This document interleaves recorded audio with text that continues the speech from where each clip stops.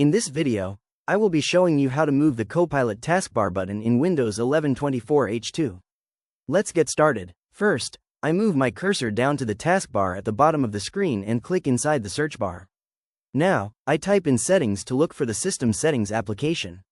Once it appears under the Best Match results, I click on the Settings app option to launch it. As the Settings window opens up on the home screen, I navigate over to the menu panel on the left side. From here, I look for Personalization and click on it to bring up the display and taskbar preferences. Next, I scroll down through the personalization options until I find the taskbar setting page, and I click right on it. Once the taskbar settings load, I scroll down again to explore more options. I locate the section labeled Other System Tray Icons and click on the text to expand the hidden menu dropdown. Now, I scroll down through this comprehensive list of applications until I spot the Copilot toggle switch. I move my mouse over to the toggle switch on the right side and click it to turn it from off to on.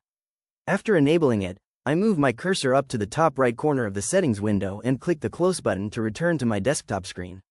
To refresh things, I right-click on an empty space on the desktop and then click Away. Now, if you look at the bottom right corner of the system tray, you can see the brand new Copilot icon button.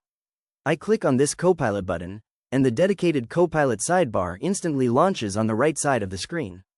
I wait a brief moment for the interface to completely load up. Once it finishes loading, I click directly inside the chat box area where it says Message Copilot. I type out my prompt, create a simple essay for me, and click on the send arrow button to submit the request. Finally, I wait a couple of seconds for the assistant to process and generate the response. As the response appears on screen, I scroll down through the text to read the beautifully generated essay on the importance of education. If you found this walkthrough helpful, please consider liking the video and subscribing for more quick tips and tutorials.